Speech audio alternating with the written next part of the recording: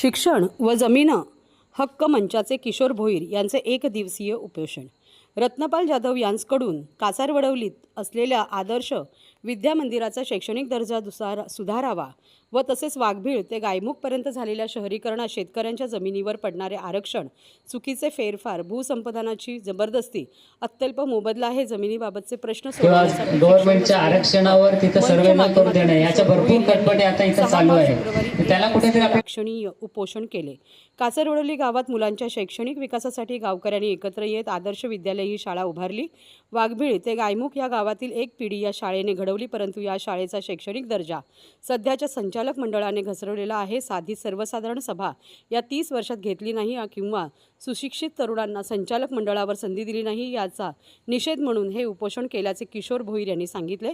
वाघबीळ ते गायमुखपर्यंतच्या शैक्षणिक व जमिनीच्या समस्या सोडवण्यासाठी समाजातील सुशिक्षित लोकांनी एकत्र येत शिक्षण व जमीन हक्क मंचची स्थापना केलेली आहे.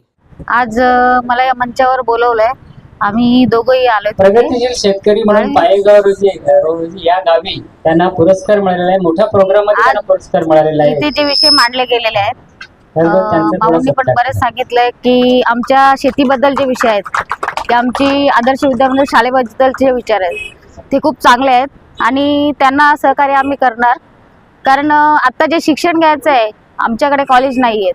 कॉलेजला आम्हाला किती लांब मुलं जातात, ट्रॉफिकमध्ये त्यांना त्रास होतोय. पण आमच्या एरियामध्ये मोठं असं खूप चांगल्या प्रकारे कॉलेज झालं पाहिजे ही आमची इच्छा आहे, पूर्ण सगळ्या गावांची इच्छा आहे आणि त्यांना जे सपोर्ट लागेल. माझं नाव किशोर विष्णू भोईर आहे. मी इथला आगरी समाजाचा स्थानिक भूमिपुत्र आहे. तर मला वाटत होतं या परिसरासाठी काही प्रॉब्लेम आहेत शिक्षणाचे आणि जमिनीचे. म्हणजे शिक्षण जे योग्य तसं मिळायला पाहिजे आगरी समाजाच्या मुलांना तसं मिळत नाही. आणि जमिनीचा जो प्रश्न आहे तो असा आहे की जमिनी आपला मोकळ्या जमीन आमच्याकडे दिसतात, त्याच्यामुळे आरक्षण टाकलं जातं. विविध प्रयोजकांसाठी ही जमीन घेतली जाते आणि त्याचा मोबदला जमीनदारांना किंवा जमीन मालकांना दिला जात नाही. तर तो व्यवस्थित मिळावा आणि मुलांना व्यवस्थित शिक्षण मिळावं हा या मंचचा उद्देश. आतापर्यंत आम्ही भरपूर मागे लागलो या प्रश्नासाठी.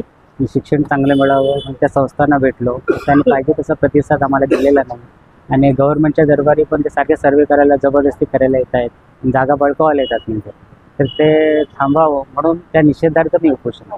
किती सभासद आहेत तुमच्या या शिक्षण 30 लोक आहेत एकूण.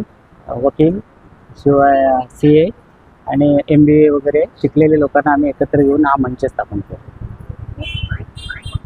सागर पाटील. आता हा जो मंच चालू केलेला आहे तर त्याच्या मागची 2 मुख्य कारणं आहेत. पहिली गोष्ट म्हणजे शैक्षणिक कारणासाठी सुरू करण्यात आलेलं आहे. आपण जर बघितलं तर आता शिक्षण खूपच महाग झालेलं आहे आणि जे दर्जेदार शिक्षण जर मुलांना जर आपल्याला द्यायचं असेल तर त्याच्यासाठी आपल्याला म्हणजे काही शाळा आहेत की ज्या मराठी माध्यमांच्या शाळा वगैरे आहेत, तर तिथे आपण शिक्षणाचा दर्जा सुधारवण्यासाठी खूप काही करू शकतो. जसं की आता आपण बघू शकतो की शिक्षणासाठी म्हणजे ॲडव्हान्स टेक्निक्स वगैरे आलेले आहेत. तर त्या टेक्निक्स आपल्या च्या आजूबाजूचे जे शाळा आहेत तर तिथे आपल्याला त्या टेक्निक्स कशा इम्प्लिमेंट करता येतील हा पहिला मुद्दा. आणि त्याच्यानंतर दुसरा मुद्दा असा आहे की आता इकडचा जो मूळ भूमिपुत्र आहे, जो आगरी कोळी भूमिपुत्र आहे, तर त्यांच्या जागांवर विविध प्रकारचे आरक्षण वगैरे टाकली गेली आहेत. आणि आरक्षण टाकले त्याच्यामध्ये काय हे नाही आहे, पण ज्या पद्धतीने जमिनींचं ॲक्विजिशन वगैरे केलं जात आहे ते अतिशय चुकीच्या पद्धतीने आणि अन्यायकारक पद्धतीने ॲक्विजिशन वगैरे केलं जात आहे आणि त्याच्यामुळेच लोकांमध्ये खूपच उद्रेक आहे. जसं आपण बघितलं की ठाणे शहर परिसरामध्ये वाघबीळ ते गायमुख या परिसरामध्ये एक शेवटचा शेतीचा टप्पा उरलेला आहे आणि त्या उरलेल्या पट्ट्यावर महानगरपालिकेने विविध प्रकारची आरक्षणं टाकलेली आहेत आणि आता त्या आरक्षणांसाठी त्या जागांचं अधिग्रहण सुरू झालेलं आहे. आता जर बोलायचं झालं जसं की आता कासारवडवलीमध्ये पण आरक्षणाच्या व्यतिरिक्त एक खाजगी विकासक आहे. त्या खाजगी विकासकाने काही असे ॲग्रीमेंट्स वगैरे केलेले आहेत की मृत व्यक्तींचे ॲग्रीमेंट करून त्यांनी ते जागा हडपण्याचा प्रयत्न केलेला आहे आणि त्याच्यासाठी आम्ही कायदेशीर लढा देतच आहोत. पण त्याच्यासोबत आम्हाला जी जमिनीवरची लढायची आहे आणि त्याच्यासाठीच हा जो मंच आहे तो मंच सुरू करण्यात आलेला आहे. मी या शाळेत शिकलोय. आम्ही शिवसमर्थला 3री पर्यंत शिकलो. आता जशी मुलं पळवली जातात त्यावेळी मुलं पळवली जायला लागली. आमच्या पालकांनी आम्हाला जाऊ नाही दिलं, गैरहजेरी झाली म्हणून शाळेने आम्हाला काढून टाकलं. मग इथल्या जिल्हा परिषदेच्या शाळेत 1-2 वर्ष करून पहिल्यांदा ही शाळा सुरू झाली. मी 5वीला असताना म्हणून इथे प्रवेश घेतला.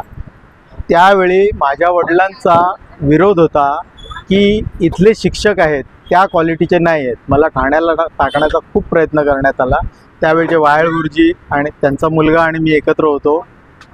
मॉन्टेसरीपासून 3रीपर्यंत शिकलो शिवसमर्थमध्ये आणि ह्या नाविलाजाने आम्ही गावात आलो. जिल्हा परिषदेच्या शाळेत शिकलो 2 वर्ष.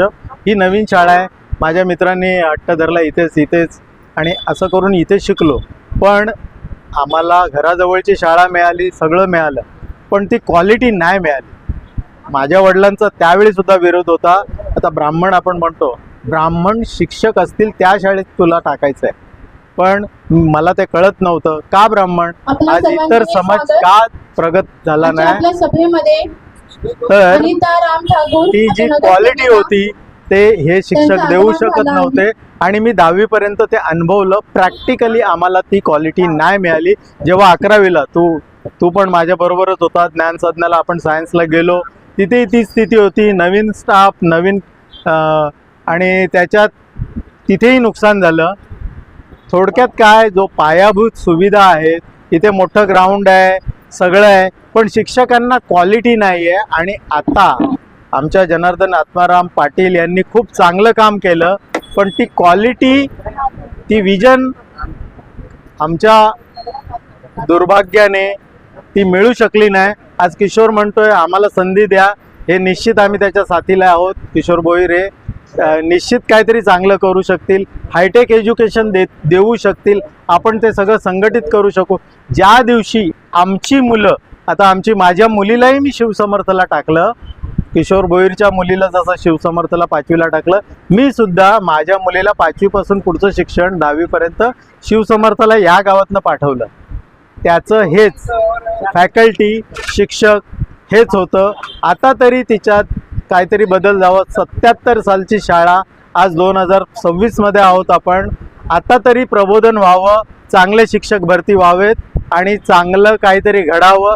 आमची नातवंड जेव्हा या शाळेत शिकतील, आमचे ग्रामीण भागातली, सर्वांकडे आता प्रगती झालेली आहे, त्याच्यामुळे पैसे कमावून प्रायव्हेट शाळेमध्ये पाठवलं जातं. या शाळेत ज्यावेळी आम्ही आमची नातवंड पाठवू त्यावेळी किशोर भोईर आणि टीम आणि आम्ही सर्व सक्सेस झालो, या पंचक्रोशीतली लोक हे आम्ही मान्य